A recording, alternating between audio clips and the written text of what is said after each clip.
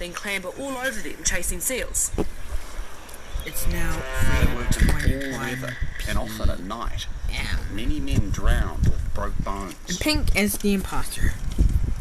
So When they therefore weren't Pink- working, they lived in caves, under upturned boats or in rudimentary huts, sometimes Pretty hard going.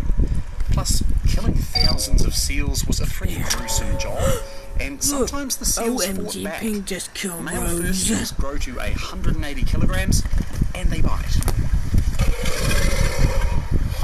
Sealers also hunted elephant seals, and those can weigh more than 2 tons. French scientist Jules de Blosseville visited the Bay of Islands in 1824 and spoke to sealers there. He wrote, How powerful must be the love of money when it can induce OMG. would fall to the lot of the seal fishes. Just kill Sealers me. That mostly means operated in remote areas, but many came into contact with Maori. There There are several records of sealers trading for food and dressed flax with hapu in southern parts of the Waiponamu and Akuta, Stewart Island.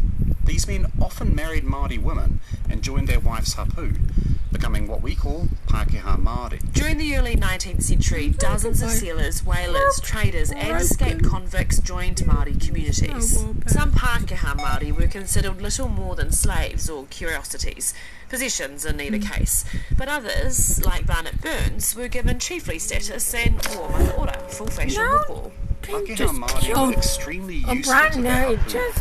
They could act as translators and opened up opportunities for trade with other non-Māori arrivals. There were only ever a handful of sealers in Aotearoa at any one time in the early 1800s, But at they least still they had a got massive 54 impact. extra beans. Earlier visits from European explorers had been extremely brief, usually just a few days at most. Sealers, on the other hand, stuck around for months. Those who deserted sealing gangs to become Pākehā Māori might live among Māori for decades. This gave many southern hapu a chance to gain in-depth knowledge of European culture and technology. But relations weren't always harmonious. Between 1810 and 1821, there were a series of violent conflicts between sealers and southern Ngaitahu that some refer to as the Sealers' War. Possibly 74 people were killed, and a Ngaitahu settlement near modern-day Dunedin was burned to the ground.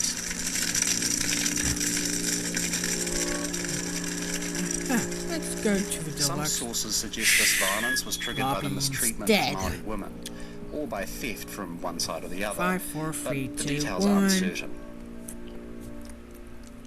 There were other downsides to contact with sealers.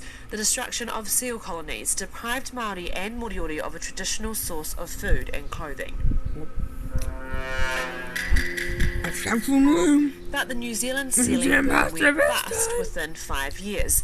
After 1809, the market for seal skins collapsed, although it was revived a couple of decades later. This first. Meanwhile, in the northern parts of Aotearoa, Māori were coming into contact with Pākehā hunting a completely different kind of sea mammal. Here. The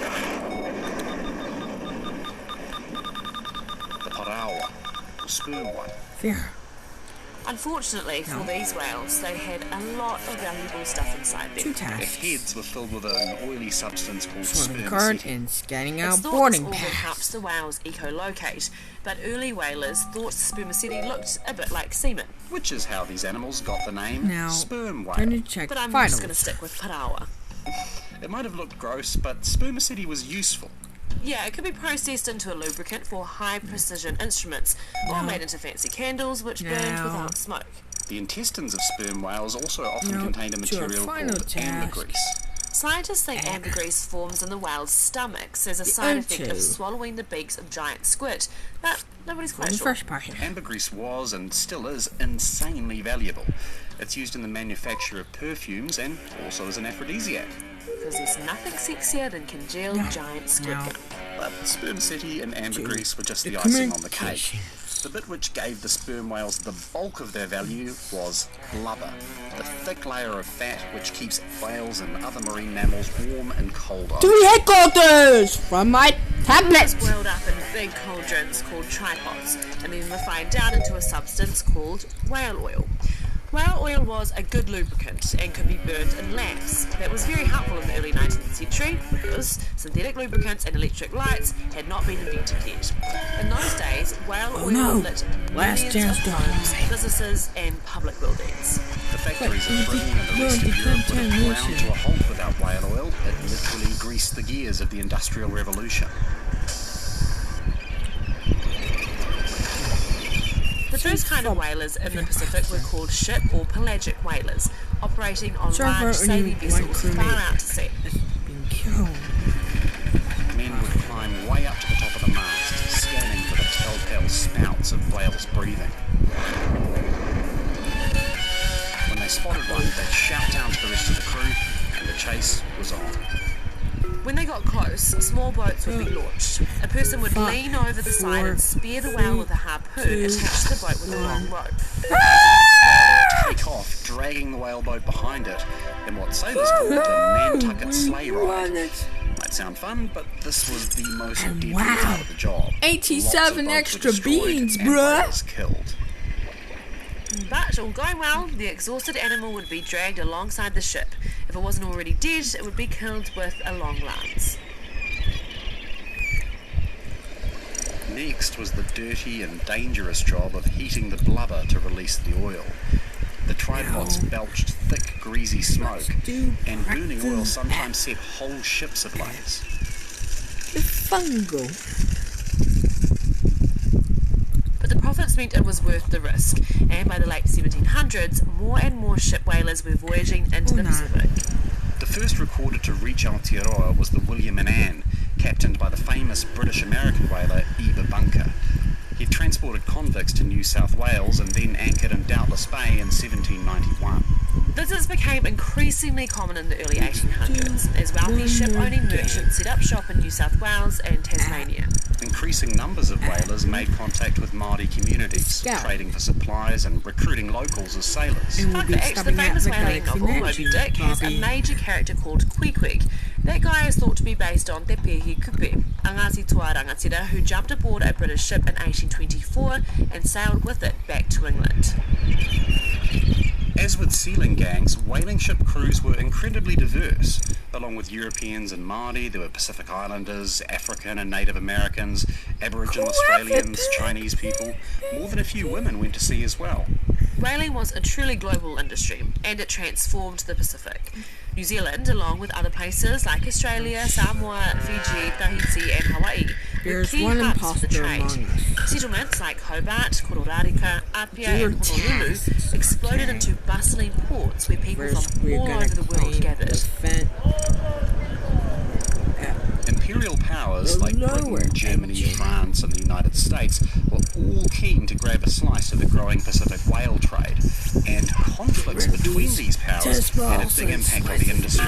For example, part of the reason British whaling dramatically increased in the Pacific at the start of the 19th century is because of the Napoleonic War. French warships were attacking British whalers in the Atlantic, so they came to the Pacific instead. Then the 1810s saw a downturn in British whaling when the Brits and Americans started fighting the War of 1812. From the 1830s, the Pacific whaling trade became dominated by ships sailing out of Massachusetts in the United States. By that point, there were a lot of whalers sailing around the coasts of Aotearoa. Historian Alexander McClintock estimated that by 1839, about 200 whaling ships were passing through our waters every year. Partly that was because of a sailor called Jackie Gard, who reported seeing a bunch of whales near to shore in Te Moana Orokoa, the Cook Strait, in either 1827 or 1829. As historian Alfred Reed put it, It was a lucky day for Guard, but a very unlucky day for the whales. The whales Jackie Gard saw were tohora. Europeans knew them as southern right whales, and the reason they called them right whales because they thought they were the right whale to hunt. Parawa or sperm whales might have had Bye-bye, Coral. degrees of spermaceti inside them, but they were hard to catch. They were fast swimmers and mostly lived far out to sea. Right whales, on the other hand, were pretty slow and gathered in sheltered bays to raise their calves.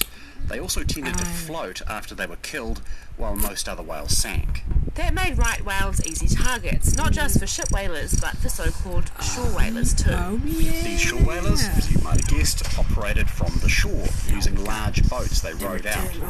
The German scientist Ernst Diefenbach watched shore whalers at work in the Bay of Islands in 1839 and gave this fairly graphic description. Gasping in the agonies of death, the tortured animal throws up jets of blood, dyeing the sea all around, beating about with its tail, but it at length dies, exhausted from the many wounds inflicted. Then the dead whale had to be hauled back to a whaling station to do the processing that other whalers did on board ships. At the low engine. These stations weren't exactly pleasant places.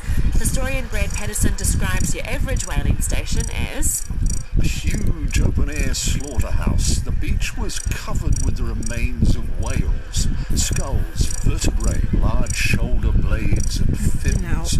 The sands were stained with blood and fat. Chunks of rotting flesh lay about. The small complex was overhung with clouds of oily black smoke. The stench was intense.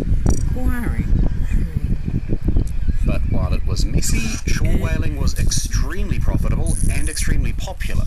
In 1841, Henry Peter wrote that there was scarcely a harbour in Cook Strait and on the eastern coast of the Southern Island in which there are not whaling establishments. Some historians today think that was a bit of an exaggeration, but in any case, there were a lot of whaling stations in New Zealand, and they were only possible thanks to close collaboration But at least I with got local Māori, 98 provided extra food, beans, firewood, and bruh. labour.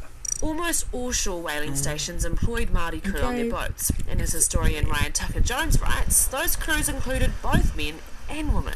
By the 1840s at least, Māori women were even leaping off whaleboats into the ocean to spear small porpoises by hand. Unlike sailors or ship whalers, shore whalers didn't just periodically trade with Māori. They set up permanent or at least long-term settlements, often within or next door to Kainga Māori, which required a whole lot of mutual trust and cooperation. Contact with shore whalers had